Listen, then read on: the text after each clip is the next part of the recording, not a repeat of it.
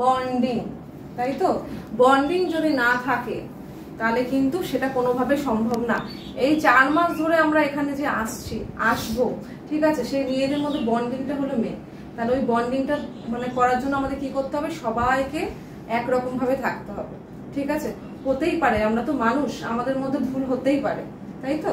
সেই ভুল হলে একটা কি করতে হবে, তাকে এখানেই তোমার মিটমাট করে নেবে। সবাই যেহেতু বন্ধু, সবাই একসাথে ক্লাস করতে এসছো এখানে, সেই মিটমাটটা করতে গেলে তুমি একটা সরি বলতে পারো। তুমি কাউকে কেউ দেখছো যে সেদিন সুতো আজকে আনতে বলা হয়েছে, যে ওই সুতোটা আনতে ভুলে গেছে বা কিছু একটা মিস্টেক হয়েছে, তাহলে তুমি একটু সুতো কেটে ওকে দিয়ে একটু হেল্প করতেই পারো। তাতে খুব একটা তোমার লস বা কিছু একটা খারাপ হয়ে যাবে না। তাহলে তোমাকে সেই সঙ্গে সঙ্গে একটা থ্যাংক ইউ বলবে।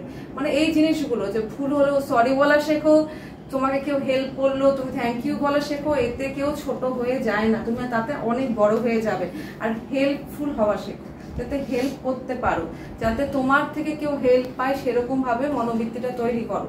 যে ভালো, এই যে ক্লায়েন্ট তোমার কাছে আসবে, শুধু বাজেট দিয়েই কাজ করে যাবে সেটার সাথে তার সাথে সম্পর্ক হয় না।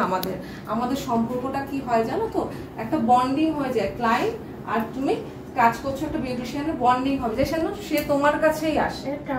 হ্যাঁ, একদম ট্রাস্ট। সেই ট্রাস্ট হলো